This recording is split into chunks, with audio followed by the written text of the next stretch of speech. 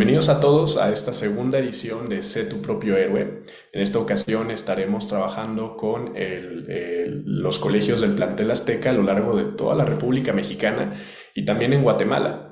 Les doy la más cordial bienvenida a este esfuerzo conjunto con Caminos de la Libertad, la Fundación para la Educación Económica, o FI en español, y Plantel Azteca, desde luego, para todos los directores y profesores que se han sumado a esta iniciativa a lo largo de todos estos campus. Es para mí un honor poder formar parte de este proyecto, agradeciendo también a Andrea por darle este seguimiento durante ya un año. Ella se va a volver nuestra host oficial del proyecto de Plantel Azteca. Y con este proyecto quiero contarles un poco una historia de por qué se llama Sé tu propio héroe. A lo largo de la historia hemos visto grandes innovaciones y grandes cambios económicos y políticos que han permitido que las personas más humildes cada vez puedan acceder a mejores condiciones de vida. Los héroes, los empresarios, son los verdaderos héroes que mueven al mundo. Y lo que buscamos con esta iniciativa es que ustedes se conviertan en sus propios héroes. Esos héroes que quizá ustedes necesitaban cuando eran más jóvenes, o esos héroes que en los próximos años ustedes van a necesitar para poder despegar sus ideas, para poder impulsar sus proyectos, para poder hacer realidad sus sueños. La fórmula para poder crear esta prosperidad, donde todos tengamos la oportunidad para crecer, viene acompañada de la libertad. Y a lo largo de estas 12 charlas y algunos cierres presenciales que tendremos visitando algunas de las escuelas a lo largo del país y probablemente también en Guatemala, tendrán por objetivo despertar ese héroe interior, pero también motivarlos para que puedan desarrollar esos emprendimientos que permitan que ustedes sean los héroes que mueven al mundo.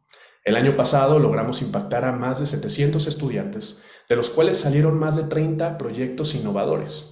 Y estoy seguro que este año podemos encontrar muchos proyectos más. Le agradezco de nuevo a Caminos de la Libertad por darnos esta oportunidad, al primer profesor que nos va a abrir la sesión el día de hoy, Manuel Molano, Andrea, por darle este seguimiento durante tanto tiempo, incluyendo a la directora Teresa, con la que hemos tenido la primera oportunidad de ver realizado este sueño en Ciudad de México, pero también a Elder, que le ha metido muchísima pasión a esta iniciativa, y desde luego a las decenas de directores y profesores de los distintos planteles que espero tener el placer de conocer en el futuro, que seguramente están igual de motivados con nosotros y convencidos de que para construir una prosperidad incluyente necesitamos dos cosas: libertad y liberadores. Así que bienvenidos sean todos a esta sesión y le doy la palabra ahora a Elder. Muchísimas gracias, Arturo. Muchísimas gracias, Andrea. Muchísimas gracias, ingeniero Tere. Muchísimas gracias, Manuel. Muchísimas gracias, Berta Pantoja. Muchísimas gracias a Juan Manuel, que nos coordinó a todos a todas las escuelas de Fundación Azteca para que estemos aquí presentes, y también a los que nos están viendo en diferido. La verdad es que ese es un esfuerzo en conjunto de muchos actores que solo tiene un objetivo: que cada uno de los que están siendo impactados por este programa salgan con un mindset distinto, salgan con las ideas que han transformado a la humanidad durante décadas, durante siglos, que son las ideas de la libertad. La verdad es que en Fundación Azteca, uno de los pilares fundamentales de la educación es precisamente la libertad. Y queremos que, con base en esta segunda edición que estamos corriendo ya de Sé tu propio héroe, podamos tener seres pensantes, seres inquietos, seres que cuestionen para ser mejor y que sean responsables de cada una de las acciones que hagan o no hagan.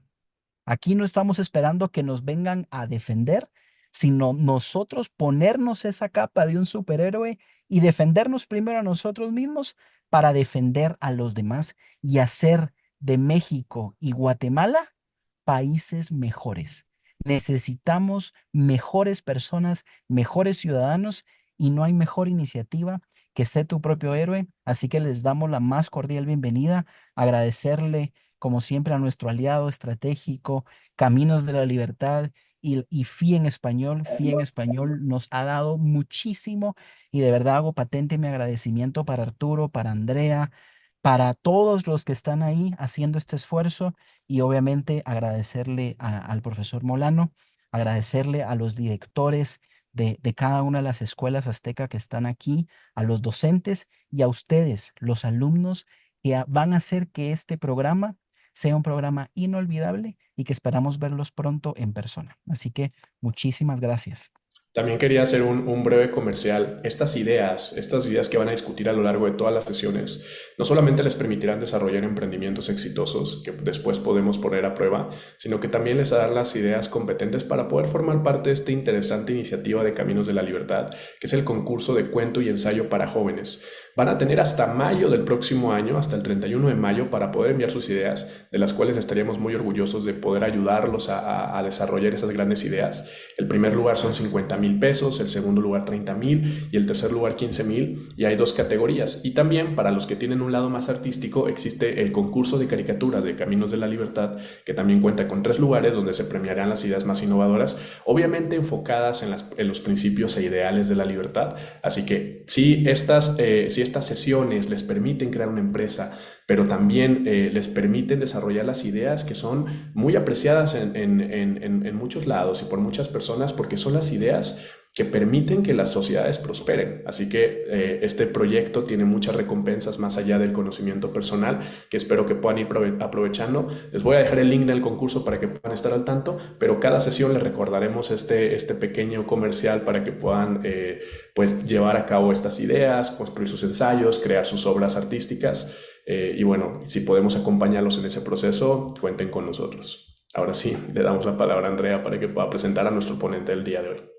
Mil gracias, Arturo. Nuevamente, gracias bueno, a todos nuestros partners estratégicos como Caminos de la Libertad y, por supuesto, Fundación Azteca. Y especialmente yo hago mucho énfasis en todo el personal que están ahí en los planteles, los maestros y todos los que hacen posible que esto pueda llegar a tantos.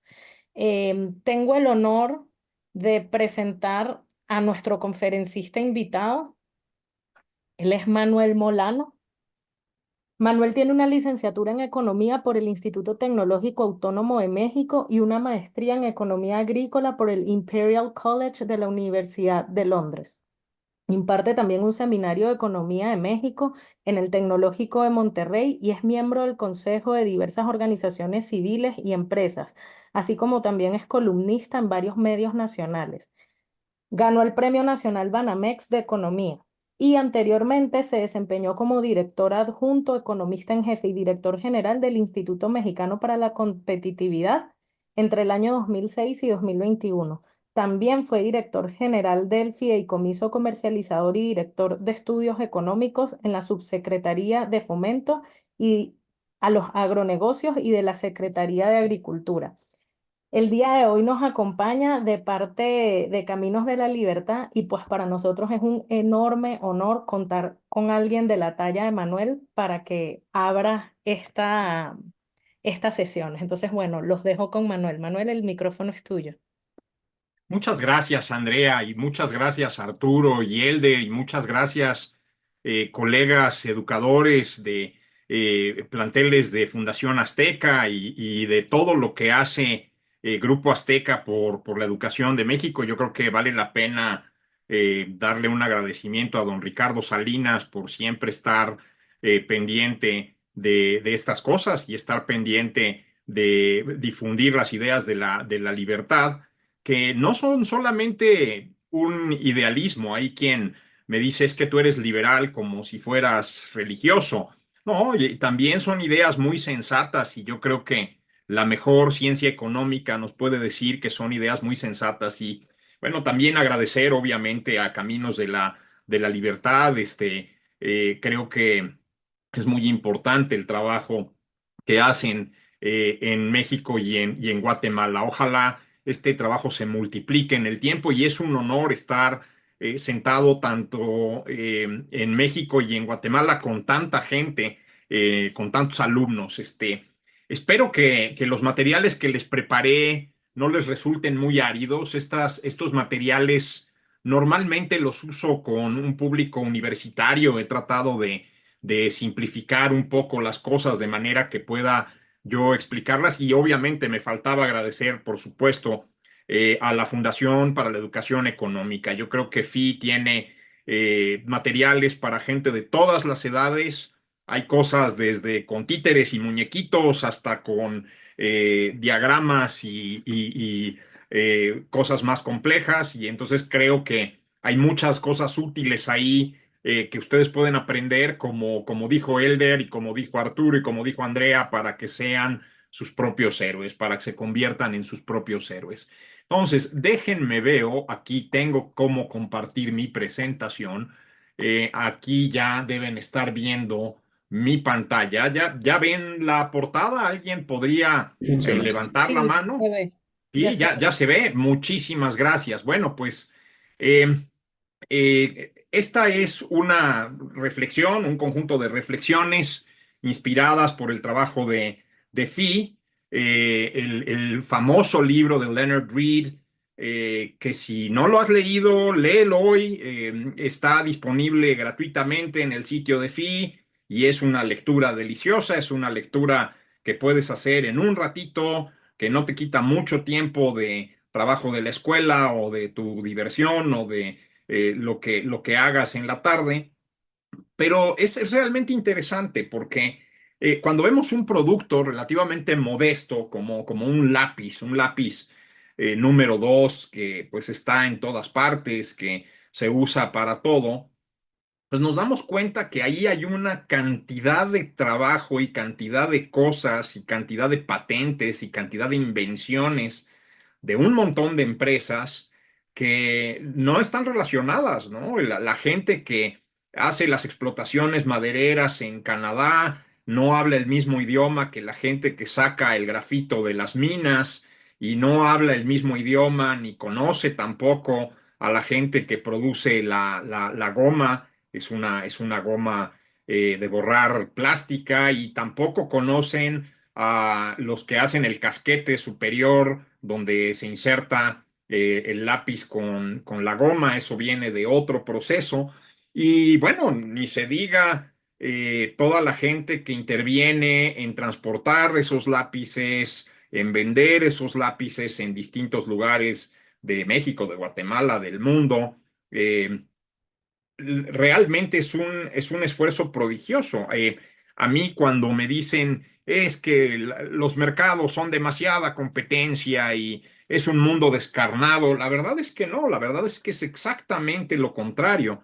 El mercado es algo que nos permite colaborar con gente que está del otro lado del mundo, que vive en China o que vive en India o que vive en Bangladesh y que a lo mejor no tiene nada en común con nosotros, excepto pues que quiere ganarse la vida. Y entonces interviene en una partecita del proceso y esa partecita del proceso le permite a ellos ganarse la vida, a nosotros ganarnos la vida y permite pues que haya invenciones maravillosas como un lápiz. Ahora imagínense en el mundo moderno. Los lápices son una tecnología relativamente simple, aunque, como les explico, hay mucho alrededor de cómo se hace un lápiz. Imagínense una computadora, miles de componentes que se hacen en distintos países. Una parte la hacen máquinas en Holanda y una parte la hacen máquinas en Asia, en China y en Japón y otra parte la ensamblan personas que pueden estar en Colombia o en República Dominicana o en México. Eh, y las pruebas de calidad con esas computadoras, como las que estamos usando ahorita, las hacen personas en distintos lugares del mundo y el diseño se hizo una parte en Inglaterra o una parte en Estados Unidos y una parte en otro lado. Entonces, realmente es muy impresionante cómo los mercados y las empresas y la actividad económica nos permite coordinarnos mucho más allá de lo que hubiéramos soñado en otras épocas de la humanidad. Dicen que las pinturas de Altamira, donde pues aparecen los primeros rasgos de dibujos hechos por humanos, son de hace como 17,000 años. No sabemos mucho entre ese momento y ya las primeras civilizaciones hace como 10,000 años, más o menos, pero en 10,000 años de historia humana, probablemente hasta la década de 1780, la vida era muy dura porque los mercados no estaban desarrollados, porque la gente tenía que producir absolutamente todo lo que consumía en su casa. Tenías que producir tu comida, tenías que producir tu ropa, tenías que hacerte tu vivienda. Eso es inconcebible en el mundo moderno. Eso, gracias a la magia de los mercados, gracias a la magia de la economía, se unen un montón de componentes, lo que los economistas llamamos insumos, y pueden hacer cualquier cantidad de cosas que ni nos hubiéramos imaginado. Es más, podría yo decirles que realmente el estándar de vida que nosotros tenemos es muy alto.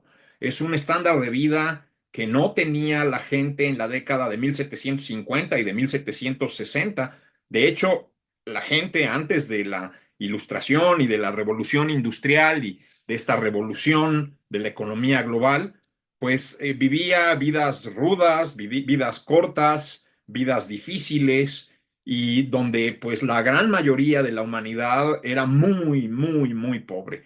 En este momento sigue habiendo pobreza, eso no se niega, ¿no? Pero el porcentaje de gente que es pobre es cada vez menor. El porcentaje de gente que muere de enfermedades tratables es cada vez menor, ya es una minoría. El porcentaje de gente que no sabe leer y escribir es cada vez menor. Y todos estos logros se dieron gracias a que la economía estaba creciendo. Realmente hay mucha investigación, por ejemplo, de que el primer esfuerzo para hacer buenos sistemas de educación pública vienen del impulso de los industriales británicos en la década de 1820 a 1860, en donde ellos pues lo que necesitaban es que más gente supiera leer y escribir y saber distintas cosas como hacer cuentas, y ese conocimiento pues era necesario para la producción industrial y entonces realmente sí hay un impulso muy grande entre esta revolución de los mercados y todo lo bueno que ha pasado para la humanidad en los últimos 250 años más o menos desde el final del siglo XVIII, ¿no? Y bueno, pues este es un señor que les quiero presentar, que se llama Adam Smith. Era un hombre muy interesante, era un hombre muy conservador, era un hombre muy, muy piadoso, le gustaba mucho rezar, pues era un hombre de su tiempo, vivía bajo las costumbres de su tiempo, pero en algún momento él tuvo la oportunidad de tener un empleo en las aduanas británicas y cuando estaba en ese empleo tuvo acceso a una gran cantidad de datos y vio una gran cantidad de empresas y vio una gran cantidad de comerciantes y supo de muchos lugares del mundo. Él había estado como aislado antes de eso, él había sido profesor de filosofía en Glasgow, en Escocia, en su tierra natal, y pues eso lo tenía un poquito aislado del mundo real. Después ya tuvo la oportunidad de viajar y ver y crecer, y entonces se dio cuenta de cosas muy interesantes. Por ejemplo, cómo funcionaba una fábrica de alfileres, que era algo innovador, era algo raro, porque, como les dije antes, todo lo que se necesitaba en una casa probablemente se producía en esa casa o lo producían los vecinos y se hacía artesanalmente. Entonces, si yo iba a hacer un alfiler, pues tenía yo que hacer ese alfiler de principio a fin y probablemente no era un alfiler muy sofisticado y probablemente no tenía una cabeza y entonces nada más era un alambrito y yo me podía picar el dedo si usaba ese alfiler artesanal que yo había hecho. Entonces, Adam Smith observó en la fábrica de alfileres que había unos señores, y ahí está dibujada la fábrica de alfileres, estaban especializados en cortar el alambre. Y había otros señores que estaban especializados en afilar la punta, una de las dos puntas del alambre. Y había otros que estaban especializados en hacer una cabeza para el alfiler. Y había otros que estaban especializados en soldar la cabeza para ese alfiler. Y se da cuenta que si estos señores no trabajaran en conjunto en una fábrica, sino lo hicieran aisladamente, podrían producir muchísimo menos, ¿no? Producirían menos alfileres y serían más caros y no quedarían tan bien, porque también eso es otra, el que va afilando, pues se vuelve bueno para afilar y cada vez lo hace más rápido y cada vez lo hace mejor, y el que hace la prensa, con la prensa hace la cabeza del alfiler, pues cada vez lo hace mejor y cada vez se le rompen menos cabezas y cada vez le salen con menos defectos. Igual pasa con el soldador. Entonces, si yo quisiera hacer esto, pues tendría que hacer una herramienta especial para cada cosa tendría yo que hacer esto solo, me tardaría más tiempo porque no aprendería, tendría ahí un proceso de prueba y error. Y entonces, bueno, pues realmente ahí se da cuenta Adam Smith que en su época estaba pasando algo muy diferente a lo que estaba ocurriendo en otras épocas de la humanidad. Y eso permitía que pudiera haber excedentes, que no todo el dinero que se producía se tuviera que comer en el momento, y con esos excedentes se podían invertir en nuevas máquinas y en nuevos procesos y en nuevos métodos, y eso ha permitido que la economía crezca y crezca y crezca. Hasta estos tiempos, ¿no? Hay quien me dice, oye, es que la inteligencia artificial va a acabar con todos nosotros. No lo creo. Al revés, yo creo que igual que la fábrica de alfileres, es como si hubiéramos traído un compañero muy importante a la fábrica que sabe hacer un montón de cosas que son necesarias y que simplemente antes no sabíamos cómo hacer, ¿no? Por ejemplo, la proporción de gente que sabe programar una computadora está calculada en menos de un 1% de la población. Si ustedes usan inteligencia artificial para aprender a programar y para que la computadora les ayude a convertir sus ideas en programas computacionales, esa capacidad de programar se puede expandir a más del 10% de la población, quizás a la mitad de la población si somos muy ambiciosos. Y entonces eso va a hacer que pues vaya a haber más competencia en software y en todos los programas, todas las cosas que hacen nuestros celulares, y eso genera desarrollo económico. Entonces, es este círculo virtuoso entre la división del trabajo, el cambio tecnológico, la acumulación de capital, la creación de valor a partir de resolver nuevas necesidades de la gente, de hacer eficientes los procesos, y eso es lo que ha construido la época más próspera de la historia humana, desde que Adam Smith vivía hasta nuestros tiempos. Este es un libro precioso.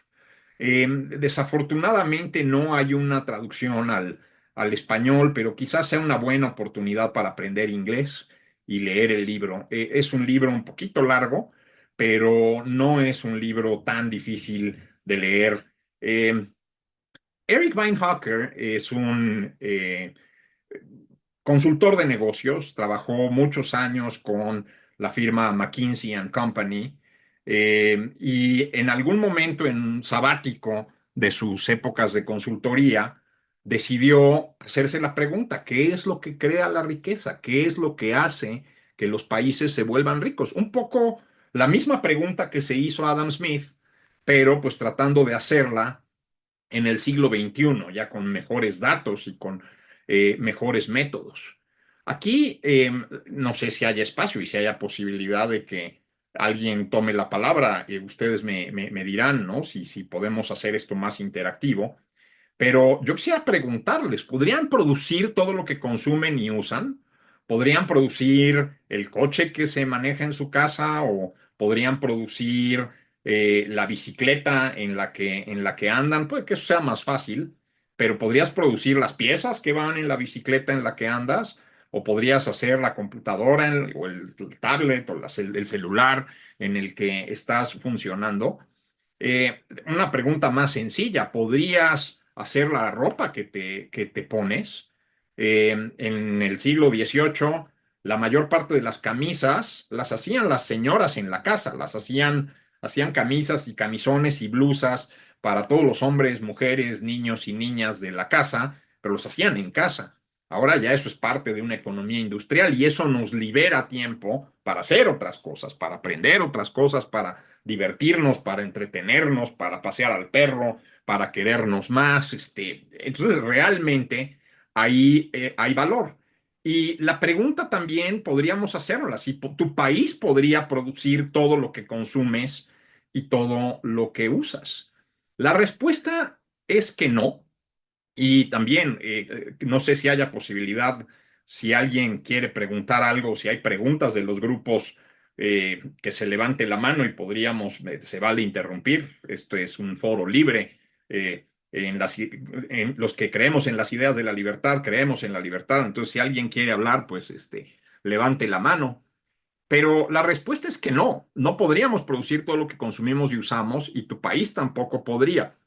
De hecho, la Fundación para la Educación Económica usa mucho este ejemplo, que fue muy viral en las redes, de este muchacho que quería hacerse un sándwich desde el principio, que quería cultivar el trigo y llegó un momento en que ya las cifras eran astronómicas. Yo he leído cifras de $1,500 y luego hay quien dice que cuesta $3,500 hacer un sándwich si tienes este método. Imagínate criar al marranito y tenerlo y darle de comer y sacrificarlo y convertirlo en carne y ver qué haces con toda la parte del marranito que no se puede aprovechar y con el pan un poco igual, tendrías que construir un horno también, ¿no? De una vez que ya tienes el grano de trigo, tendrías que construir un horno.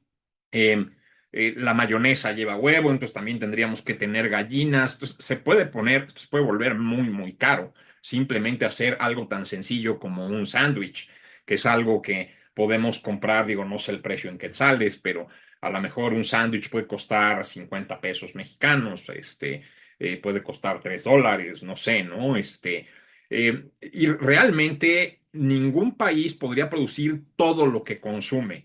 Aún regiones muy grandes como Estados Unidos, que no necesitan comerciar mucho con el mundo porque son tan grandes que entre ellos, entre los 48 estados continentales, ellos pueden comerciar mucho y entonces pueden resolver la mayoría de sus necesidades. Hay cosas que ellos no pueden hacer. Por ejemplo, el café. El café no se da en los Estados Unidos y les encanta el café. Entonces tienen que importar café de otros lugares del mundo. En Estados Unidos, el trabajo es caro porque es escaso. Poca gente llega allá y la gente que está allá, el estándar de vida es tan alto que de repente se da cuenta que ha ahorrado lo suficiente y que no necesita trabajar. Y entonces eso genera una escasez de trabajadores y eso hace que los salarios sean tan altos. Por eso los Estados Unidos atrae tanta gente, porque los salarios son muy altos. Y como los salarios son muy altos, pues hay productos donde el valor del producto no aguanta esos salarios. Entonces, pues tienen que importar esas cosas y tienen que traerlas de China y de Guatemala y de México y de Colombia y de Bangladesh y de Europa del Este. Entonces, ninguna región, ningún país y mucho menos un hogar o una persona puede producir todo lo que usa y todo lo que consume. Déjenme darles un ejemplo más de este tema. Yo estoy reconstruyendo desde hace algunos años ya un carrito, un Volkswagen del año 1969. Es un hobby, realmente es un hobby. Ya no sé ni cuánto he gastado en el carrito, a lo mejor va a acabar costando más que un Lamborghini, ¿no? No lo sé, ¿no? Porque salen detalles y salen cosas, pero aún así hay un montón de piezas que tengo que comprar porque no las podría hacer, ¿no? Y tengo que comprar las piezas originales que se hicieron en los 70s en México o en Alemania, o tengo que comprar piezas de imitación para eso. Y lo que es increíble es que hay un mercado para todas esas cosas. Yo puedo conseguir un escape original alemán y puedo conseguir el escape que se hizo en la fábrica de aquí de Puebla en los años 70 en México y puedo conseguir 70 marcas distintas de tubos de escape con distintas formas y con distintas cosas que se han hecho después y que son adaptaciones para el escarabajo, para el bocho, para el Volkswagen Beetle, ¿no? Entonces, realmente es increíble. Y Eric Weinhocker, en su libro, dice que hay una sociedad en Venezuela, en la Amazonia venezolana, una tribu que se llaman los Yanomami, que eh, básicamente no han visto mucha gente occidental, no han tenido mucho contacto con el mundo en los últimos 300 años, 400 años, desde que ha cambiado tanto el continente americano, desde la conquista, etcétera, ¿no? En esta sociedad hay 240 cosas de consumo. La persona más rica en esta tribu puede tener 240 cosas distintas. Puede tener una tejita un poco mejor para el techo de su casa, puede tener a lo mejor un remo mejor para su cayuco, para su canoa, puede tener una mejor canoa, a lo mejor puede tener el mejor arco de la tribu y las mejores flechas de la tribu, pero Weinhocker contó 240 cosas que puede haber en esto. Y después dice, bueno, voy a comparar la tribu Yanomami con otra tribu, la tribu neoyorquina. Y entonces fui con el presidente de Walmex, de Walmart, ¿no? Eh, la familia Walton, y les pregunté cuántas cosas distintas se venden en un Walmart, cuántas cosas se venden en el Walmart de New Jersey o en el Walmart de la Ciudad de México o en el Walmart de León, ¿no?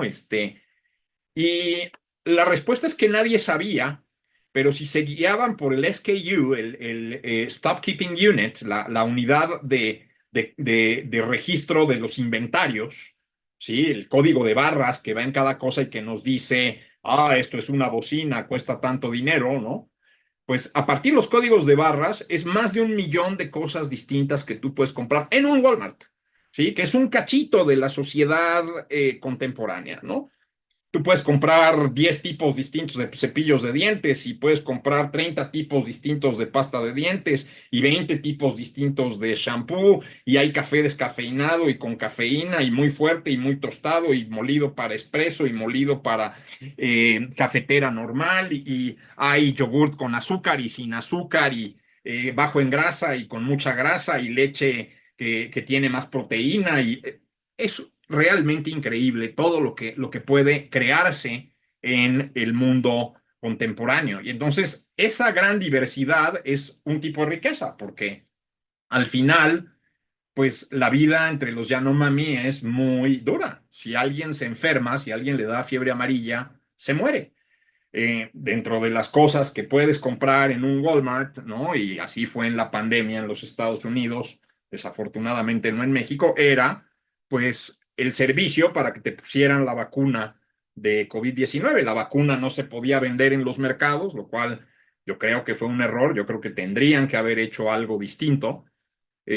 Por eso hubo escasez de vacunas en muchos lugares del mundo, incluido México, porque cuando le encargas estas cosas a la gente del gobierno, pues no necesariamente salen bien, ¿no? Entonces, en la medida en que las empresas se especializan, la economía capitaliza las ganancias de productividad de todas ellas. Y es que pasa lo mismo que en la fábrica de alfileres.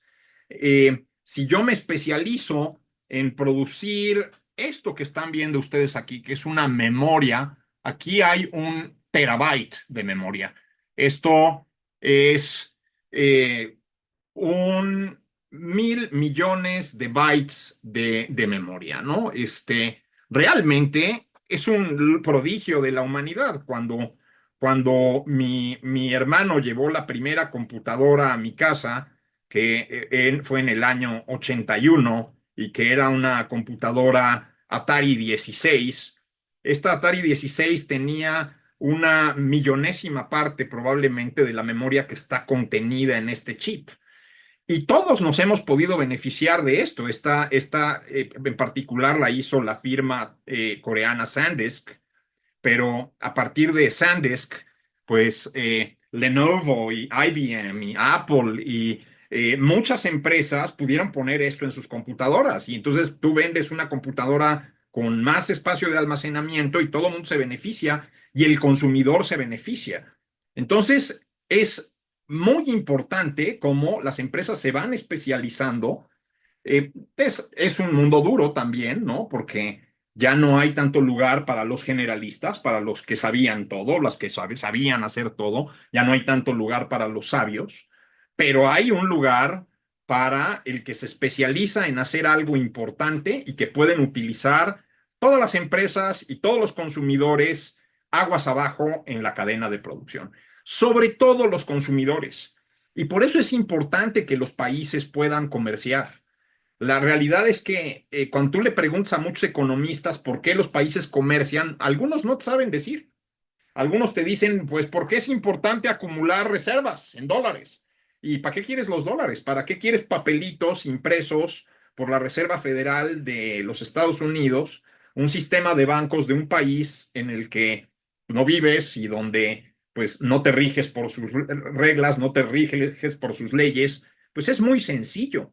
Los mexicanos queremos esos papelitos y nos importa el tipo de cambio, nos importa cuántos pesos tenemos que pagar por cada dólar, porque queremos consumir cosas que se venden en los Estados Unidos, el mercado de consumo más grande del planeta, y que van a ser más avanzadas tecnológicamente y más baratas que lo que podemos comprar en la mayor parte de los mercados latinoamericanos. Entonces, en la medida en que las economías se abren, y es algo que vivió la economía de México en los 30 años antes de 2018, los consumidores se benefician.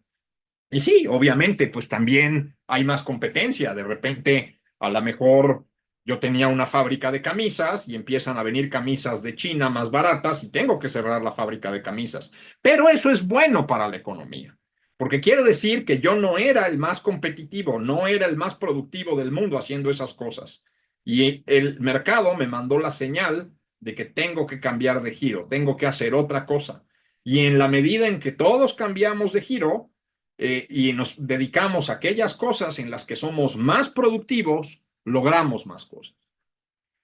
Ahora, por eso, y esto es muy importante, hay quien les va a decir que de dónde viene el valor de las cosas, de dónde viene el valor de estos lentes, o de dónde viene el valor de este reloj hecho en Alemania en la década de 1950. Muchos economistas, Adam Smith incluido, todavía hasta el siglo XIX, quizás a principios del siglo XX todavía, había economistas que decían, bueno, vamos a medir el número de horas de trabajo que involucra hacer estas cosas y pues ese es el valor de las cosas. La realidad es que no. La realidad es que el valor viene de los intercambios. Viene de que yo te venda algo que tú quieres y tú me vendas algo que yo quiero y los dos salgamos contentos y los dos salgamos felices. Si tú le dedicaste 100 horas de trabajo a hacer tu cosa y yo nada más le dediqué 1 hora de trabajo a hacer la mía, pero los dos salimos contentos, ahí se creó valor. Y no hay nada que decir y no hay nada que hacer. Realmente, obviamente, pues la gente le pone precio a las cosas no solamente con base en a cuánto se las pueden comprar, sino también con base en cuánto les costó. Pero si me costó mucho, me regreso a mi ejemplo del carrito que estoy reconstruyendo, imagínense que llega un momento en que le meto, no sé, 1 millón de pesos mexicanos, $50,000. Pues no lo puedo vender en ese precio. Sí, porque a ese precio, pues hay coches deportivos, hay camiones, hay cosas más grandes, nuevas, que se pueden vender. Entonces, realmente, aunque yo le meta miles de horas, pues le meto miles de horas porque es un hobby, porque me estoy divirtiendo, pero el valor no está ahí. El valor está en que alguien lo quiera y alguien me diga, oye, sí, estoy dispuesto a darte $50,000 por tu bocho, lo cual no va a pasar, obviamente, ¿no? Entonces, bueno, los intercambios mutuamente benéficos son lo que hace que la economía crezca. Y nos hacemos preguntas distintas en distintas épocas de qué significa el desarrollo económico, qué crea el valor económico. Como les dije, Smith y Ricardo, que eran dos economistas liberales, y el economista comunista por antonomasia, Carlos Marx, también pensaban igual, que el valor venía del trabajo. John Stuart Mill, en sus principios de política económica, 1848, dice algo distinto y voy a hacer una traducción al vuelo. El progreso que se espera de las ciencias físicas y las artes, combinado con una mejor seguridad, una mayor seguridad de propiedad y una mayor seguridad en disponer de mi propiedad, en hacer con ella lo que yo quiera, quedármela, venderla, regalarla, heredarla, que son características obvias de la civilización en naciones modernas y con el uso más extenso y con más practicidad, con más capacidades de los principios de sociedad, los principios de esto es tuyo y esto es mío. Esto nos da espacio y nos da perspectiva para que el capital y la producción puedan crecer indefinidamente y que la población pueda crecer más. Y bueno, hay gente que dice no es cierto, hay gente que dice el planeta te pone un límite, llega un momento en que no vas a poder crecer. No, el planeta no nos pone el límite, el universo es muy grande. Y ya hay gente hablando de colonizar Marte y el cambio tecnológico nos puede llevar a lugares verdaderamente increíbles. Entonces yo sí creo profundamente en esto, en la medida en que la gente hace intercambios benéficos puede lograr cosas sorprendentes. Por ejemplo, ahora que estamos hablando de la carrera espacial, Elon Musk le ahorró mucho dinero a la NASA inventando sus cohetes que se pueden regresar a la Tierra, que no tienen que destruirse en el espacio y que no se vuelven basura espacial. Y eso ha permitido una revolución en poner satélites en el espacio y eso ha permitido una revolución que seguramente nos va a llevar a Marte muy rápidamente. A lo mejor alcanzo a verlo yo en mis 35 años de vida que espero que me queden si la estadística no falla, ¿no? Bueno, aquí hay dos señores, ¿no? Karl Marx y Joseph Schumpeter, ¿no? Seguramente de Karl Marx han oído todo, porque este señor está en todas partes, está en camisetas y está en todos lados, ¿no?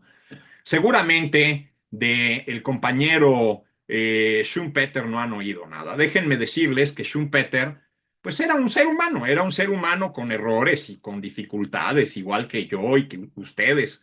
Era austriaco, Marx era alemán, y entonces, pues con la ayuda de la inteligencia artificial, logré hacer un diálogo ficticio entre estos dos señores, porque, bueno, pues ellos no vivieron en la misma época. De hecho, en el mes en que muere Marx, nace Schumpeter, entonces estuvieron en el planeta al mismo tiempo, como unos días, mientras Schumpeter era un bebé y Marx ya era un viejito que ya estaba a punto de morirse.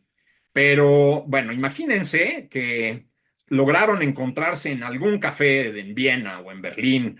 Eh, Marx vivió en Londres la mayor parte de su vida, pero imagínense dos señores con un fuerte acento alemán, a lo mejor se encontraron en el multiverso, en otra dimensión, ¿no? Entonces voy a tratar, normalmente trato de que mis alumnos hagan esto conmigo, pero voy a tratar de hacer las dos voces. Buenas noches, profesor Schumpeter. Confío en que esté usted muy bien. De hecho, Herr Marx, es un placer entablar conversación con una mente tan estimada como la suya. He admirado sus raras ideas sobre las fuerzas que dan forma a nuestras sociedades. Danke, profesor Schumpeter. Danke schön. Aprecio sus palabras. Ahora deberíamos comenzar nuestra discusión sobre el progreso. ¿Qué es el progreso, en su opinión? Bueno, dice Schumpeter, que era un hombre sereno. Creo que el progreso es impulsado principalmente por la innovación y el proceso de destrucción creativa. Lo nuevo se lleva a lo viejo. Las cosas cambian. Los emprendedores interrumpen las viejas industrias y crean nuevas. Impulsan el crecimiento económico y el avance de la sociedad.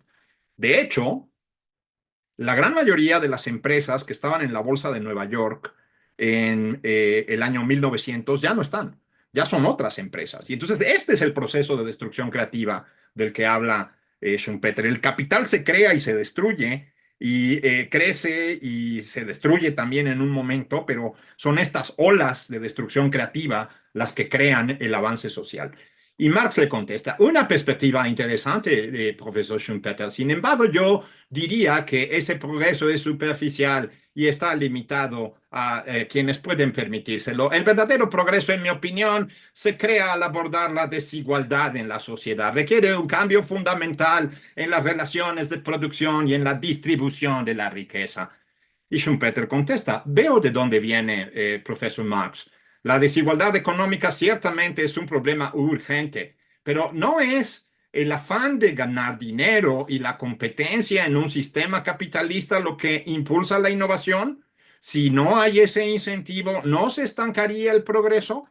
Y de hecho eso fue lo que pasó. Eso pasó en la Unión Soviética y eso pasó en Europa del Este. Ya nadie quería trabajar, ya nadie quería progresar, porque no, el gobierno te decía qué necesitabas y para qué lo necesitabas y que él te lo iba a dar y que no tenías que preocuparte de nada. Entonces por eso ya no había ningún tipo innovación. Entonces le contesta Marx, el afán de lucro ciertamente impulsa ciertos tipos de innovación, pero ¿a qué costo? A menudo conduce a la explotación y alienación de la clase trabajadora.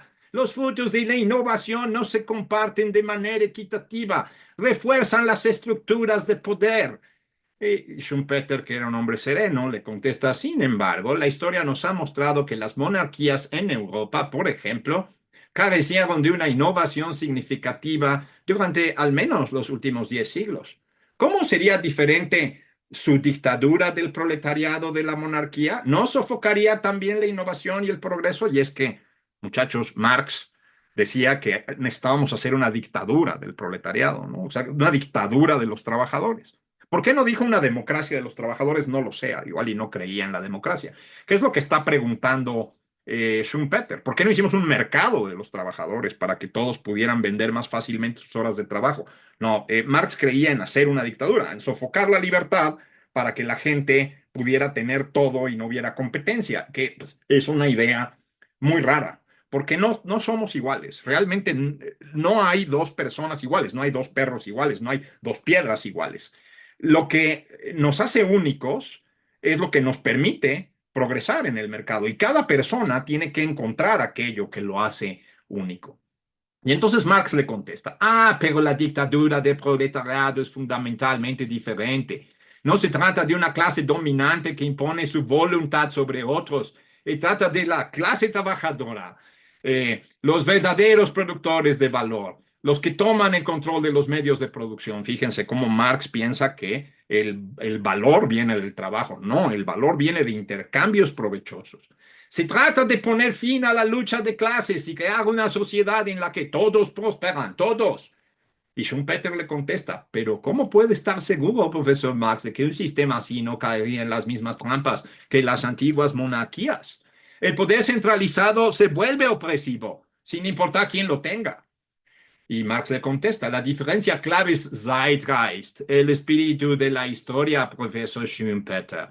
Estos cuates, los marxistas, eran hegelianos y Hegel creía que había un espíritu de la historia y que ese espíritu de la historia se podía interpretar y que se podía predecir y que este era el futuro, que los trabajadores tomaran el poder político y creáramos un mundo de igualdad.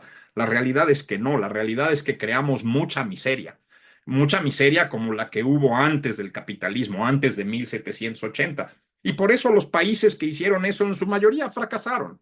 Quedan ahí algunos que insisten, pero la mayoría fracasaron. Entonces le dice Marx a Schumpeter, los trabajadores representan el futuro, el progreso dialéctico de la historia, moviéndose hacia una sociedad sin clase. Los aristócratas, la burguesía, son el pasado. Su poder se basa en la explotación. Y entonces Schumpeter, que era un hombre sereno, le dice, una visión peculiar, Herr Marx. Sin embargo, mantener un proceso de progreso dinámico requiere más que buenas intenciones. Requiere un sistema que fomente la innovación continua y la adaptación. ¿Cómo nos vamos a adaptar al cambio climático? Es un hecho, el clima de la Tierra está cambiando. No sé si fue porque emitimos muchas cosas a la atmósfera o porque estamos entrando en alguna fase cósmica que está haciendo que cambie el clima, pero con la innovación nos podemos adaptar a eso. Si pensamos que lo único que importa es quién tiene el poder, no vamos a poder adaptarnos. Y así hay muchos problemas en el planeta. Entonces le dice Schumpeter a Marx, la pregunta sigue siendo, ¿puede un Estado proletario mantener este dinamismo o terminaría finalmente por estancarse como una monarquía? Y entonces Marx le contesta, que era muy apasionado, por eso el Estado proletario debe ser una fase de transición, evolucionando constantemente hacia una sociedad sin Estado y sin clases. Eso no pasó. En la Rusia soviética, el Estado fue más grande que nunca. Y sin clases, los miembros del Politburó eran mucho más poderosos como reyes, ¿sí?, que la mayoría de la gente. Entonces, esa fue una promesa falsa del socialismo, ¿no? Entonces, le contesta Herr Marx, pero Herr Marx, ¿en qué se diferencia ese sistema que describe de la democracia? Si el poder realmente está en manos del pueblo, ¿por qué no llamarla una democracia de trabajadores? en lugar de una dictadura de proletariado. ¿Sí? Y Marx, pues, todavía le dice que esto es la necesidad de un periodo de transición y todas estas cosas que resultaron ser mentiras, que tendrías que haber vivido en Hungría o en República Checa para entender cómo funcionaba esto. Y entonces en algún momento se enoja Schumpeter, que es un hombre sereno, y dice, no, no, profesor Marx, el futuro pertenece a los innovadores, no a los revolucionarios. Enrique Krause, un historiador mexicano, dice que las revoluciones siempre tienen una o varias promesas falsas. Siempre prometen algo que no va a ocurrir. Y entonces los socialistas han cambiado su argumento y dicen, Marx moderno diría, la innovación empresarial resistiría a la transición a una sociedad sin clases. Tenemos que dar todas las herramientas de innovación a todos, pero quizás también eso sea difícil. Cada individuo tiene que encontrar qué es lo que hace mejor, qué es en donde puede aportar más al sistema económico. Y entonces, bueno, ellos no se vieron nunca, pero esta discusión no termina. Es una discusión que no funciona. ¿Cómo se construye el desarrollo económico? Pues Marx realmente pensaba que por el trabajo y que ese trabajo venía de trabajadores esclavizados y que los trabajadores debían recuperar lo que les robaron, ¿no? Y eso no es una historia, pues es una historia que permite que la gente se levante en armas y como el signo socialista que vaya con la hoz y el martillo y destruya las máquinas y trate de hacer otra cosa, pero es mucho más sensato lo que nos dijo Schumpeter. Con innovación, con destrucción creativa, por el impulso empresarial, es como podemos crear cosas. Y creo que se me está acabando el tiempo, ¿verdad, Andrea? No tengo mucho tiempo, ¿verdad? Cinco Eh, minutos, pero podemos darte ahí un pequeño margen. bueno, mira, buenísimo. Vamos a tratar de hacerlo en 10. Y en la medida en que individuos y empresas se especializan, las economías se diversifican. Esto lo hemos visto en todo el mundo. Hay un estudio nuevo de estos señores que están aquí, McNerney, Savoye, Carabelli, Carvalho y Farmer, que muestra que las cadenas productivas industriales son las más largas.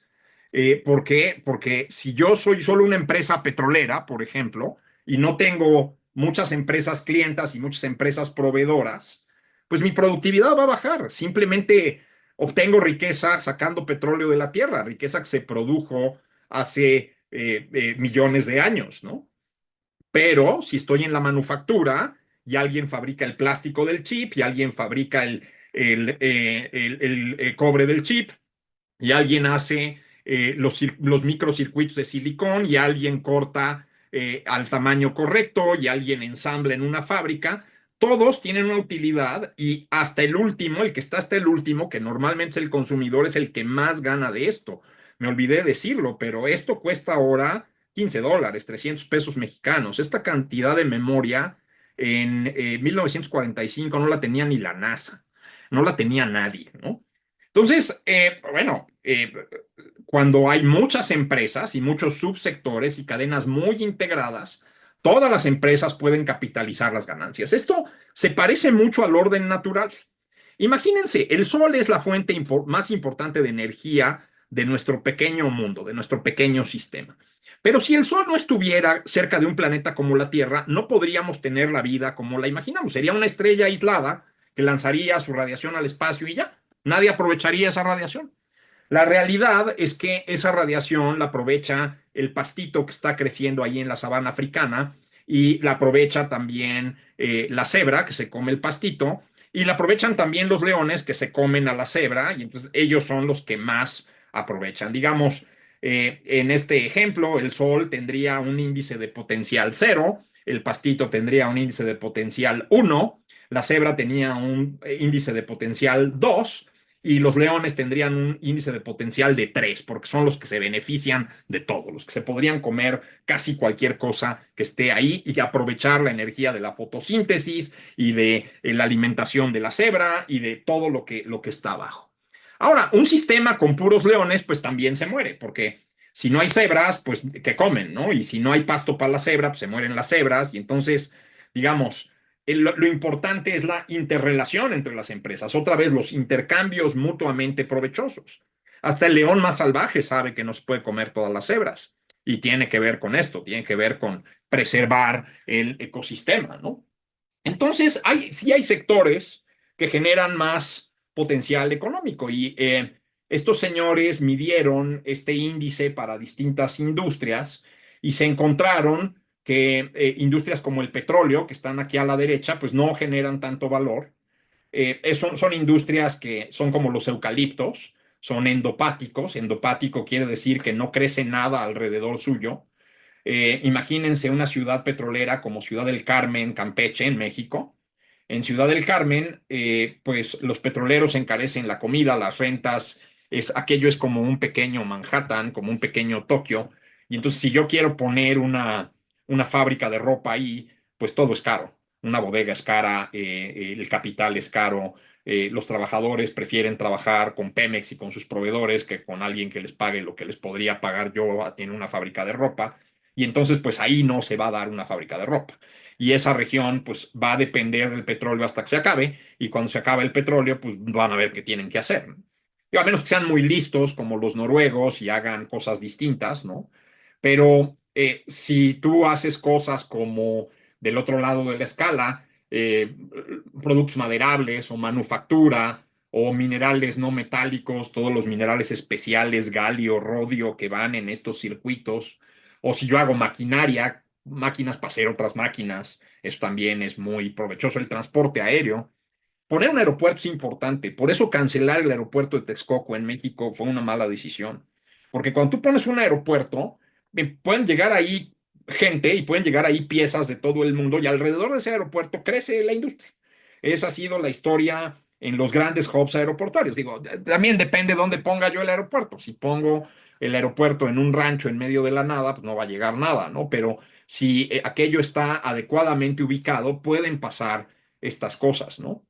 Entonces, pues lo que les quería decir es que de repente la gente dice, es que Cancún debe dedicarse al turismo y el Bajío debe dedicarse a la logística y a la agricultura y eso no es cierto. Los lugares cambian. Si el presidente Juárez hubiera pensado así, pues realmente México no pasaría de ser agrícola y minero. La vocación es para la gente, la vocación es para alguien que quiere ser una religiosa, como la que dibujé ahí con este Deep Dream Generator, o la vocación es para los médicos o las médicas, ¿no? Pero no es para las regiones. Las regiones se van diversificando y de hecho, científicos de Harvard muestran cómo se ha diversificado la producción en México. Y bueno, pues si yo veo estas gráficas en 1980, solamente producíamos petróleo, agricultura y dos o tres tuercas y ya. Y ahora ya producimos un montón de cosas y esto se debe a que nos abrimos al mundo y que empezamos a hacer un proceso de progreso como el que se imaginó Adam Smith y como el que se imaginó Mill y donde pues nos empezamos a dedicar a aquellas cosas para las que éramos más productivos, donde teníamos una ventaja competitiva, ¿no? Los finlandeses, y esta es casi mi última lámina, ¿no? Ellos eran un país muy triste, ¿no? Porque hasta 1945 casi no eran un país. Antes de eso habían sido el coto de caza de los zares rusos. De hecho, pues una de las niñas de Nicolás II era la gran duquesa de Finlandia, ¿no? Y tuvieron guerra y ocupación rusa y enemistades con los alemanes y complicaciones hasta que llega un momento en que de productos forestales brincan a ser maquinaria pesada y de ahí brincan a ser máquinas de control numérico y de ahí brincan a telecomunicaciones porque como todo estaba lejos necesitaban radioteléfonos y los radioteléfonos los lleva la electrónica y fundan Nokia y de ahí se van a software y patentes y vean lo que ha pasado con el ingreso de este país en el tiempo. Esto es desde 1945. Realmente impresionante, ¿no? Entonces, pues eso es lo que les quería contar. Eh, Podemos ser nuestros propios héroes, podemos especializarnos en lo que hacemos mejor y podemos encontrar nuestro camino en la vida. Y ojalá todos ustedes lo hagan. Espero que esto sea útil y que los inspire a esto. Y empezando por leer el lápiz. empecemos por ahí. Muchas gracias, Andrea. Muchas gracias, profesores. Muchas gracias, niños. A lo mejor si hay tiempo de algunas preguntas, estoy a sus órdenes. Mil gracias, Manuel. Tenemos un chat de preguntas por si alguno quiere escribir algo por allí muy breve. Es bien poquito el tiempo, pero quisiera dar el chance para unas poquitas preguntas, si alguno tuviera.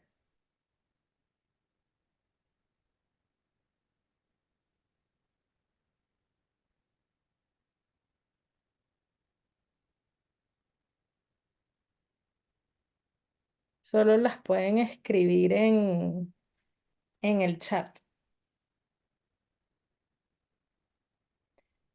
Y bueno, si no, mientras se animan a hacer preguntas, Si yo hay una pregunta, agradezco. Aquí hay uno por aquí. Toluca tiene una pregunta. Ok, contestemos esa pregunta nada más. Si la pueden hacer. Hola, soy Diego. En la penúltima diapositiva decía que las regiones y los países pueden y deben diversificarse hacia más actividades con más capital. Pero, ¿qué actividades son?